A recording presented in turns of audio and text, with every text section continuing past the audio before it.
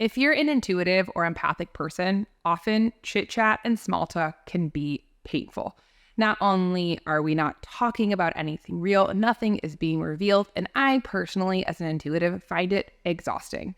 I don't really care about what you think about the weather or maybe what you do for work. Instead, I like to supercharge my conversations with the power of high vibrational conversations. And if you're an intuitive or empathic person, this is something that's very easy to do. So in this video, I'm going to share with you some ways that you can have deep conversations with all sorts of people, depending on whether they identify as spiritual or intuitive or empathic, so that you can superpower and vibrationally heighten your life. Because what I know to be true is a good, meaningful conversation is like food for my soul and food for my spirit. So before we go any further, hi, I'm Sonia. I'm a fourth generation intuitive, and I teach you how to plug back into your innate divine self, your intuition. If you're new here, hi, welcome. If you're returning, welcome back. Don't forget to hit subscribe. I have new videos every week, and we're talking about the power of conversation. You know, one thing is that your words that we use create the house that you live in. How we engage and connect with the world can inform our beliefs, can inform what we believe about ourselves to be true, about the world to be true. And I'm not talking about spiritual bypassing of just talking about positive things, because that is not what this is about, but about how to redirect conversations so that we can better connect with others in our lives. So the very first rule is choose your conversation partners wisely. So if you're around somebody who's constantly negative, this might be challenging to get out of Negativeville. You know, I was in Chicago this past weekend, and I was talking to somebody, a new person that I had just come across, and the conversation kept gearing towards what wasn't working in their life: their job, their relationship, the weather, the traffic, the crime, the X, the Y, the Z. And while all of those things I can get on board with for a little while, I found my own energy being drained, because I also found that instead of being present, which is a really powerful condition for having high vibrational conversations that go both ways, the person that I was sitting with was not present at all. They were very much in their story of their world and were more just processing, downloading, dumping on me, venting, which, you know, I can find happens a lot when you're an intuitive empath. So very first thing, choose your conversation partners wisely. Be aware of who's in front of you. Second, if you get stuck in a download, my favorite thing is to pause and ask a question. One of my favorite questions that I love to ask people when I meet them to help gear and set an intention for a high vibrational conversation is, what do you love most about yourself? And people will often give me a look of surprise and they'll maybe sometimes deflect or say, I'm not sure. This is a good practice also for yourself to think about, what do you love about yourself? So often I'll ask this question, and things that I'll say is, what I love about myself is I'm really curious. I'm a good listener. I love play and fun. These are just some of the things that I know to be true about myself. What about you? We live in a world where often self-love or places where we celebrate ourselves can be confused for being braggadocious, but it's not.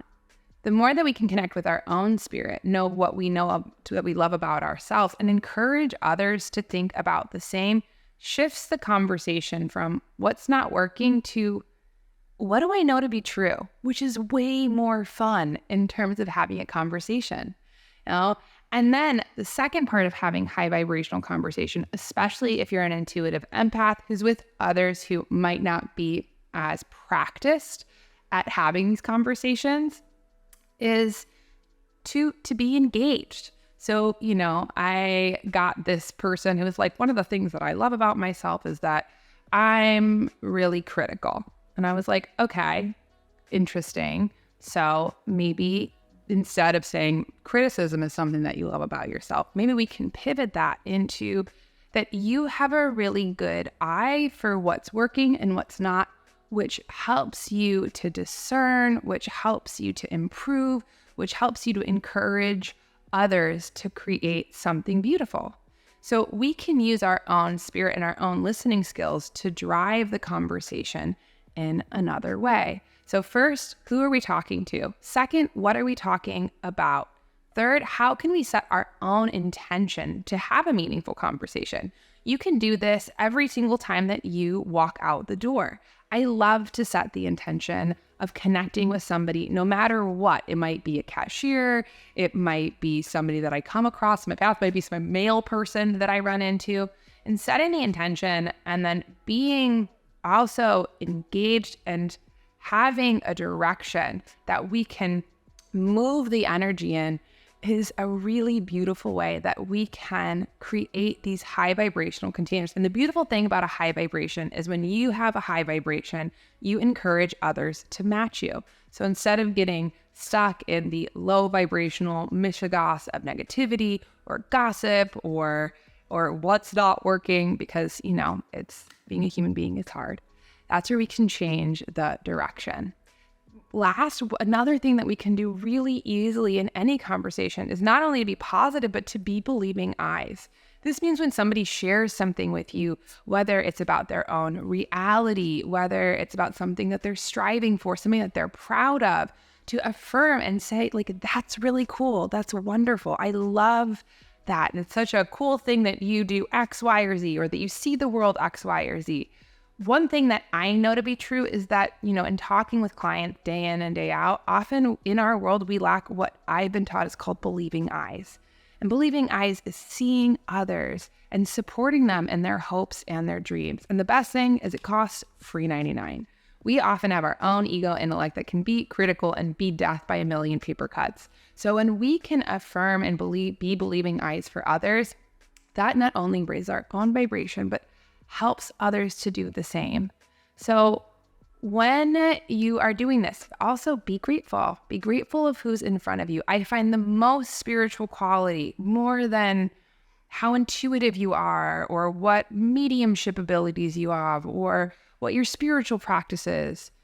If you can be present with somebody who's in front of you and share a moment, that to me is the essence of spirit. That's the essence of connection. That's the essence of these practices, because we're no longer in our heads, but instead looking at who's right in front of us with curiosity and awareness.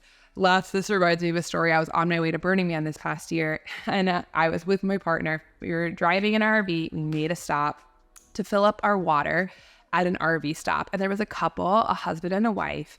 And the husband had been gifted a ticket to Burning Man, but he had no car pass and no way to get there. So the wife asks, would you mind driving him? Now, I'm not usually one for, I don't say a hitchhiker, but for just opening my door. But in the spirit of inclusivity, in the spirit of what is the ethos of even Burning Man, which is helping one another, we agreed to have this gentleman get into our RV. So we get in, I start to ask him questions, and he starts talking about how he has a really strong spiritual practice. And so then he just keeps talking about the universe and spirituality and astrology and all these things that were super interesting. But the one thing that I was like, you're not very conscious of a person, is he failed to ask my partner or I a single question in our 4-hour drive. Instead, he just monologued about high vibrational spiritual things. But I thought, wow, no matter how much language you have, you're devoid of spirit, because spirit connects and ego disconnects. So I just had to laugh, sent him on his way. I'm sure he had a great time, but it was a big mirror. So in a nutshell, who are you talking to? Set your intention. Ask interesting and open questions. What do you love about yourself? What are you most proud of? What's something that I wouldn't know about you? What's an interesting story? Tell me. I'm listening. And practice being engaged and listening with your whole self. Mirror back, affirm. It doesn't take a lot, but this practice will create deeper connection in your relationships, no matter who you run across, and feel really, really good.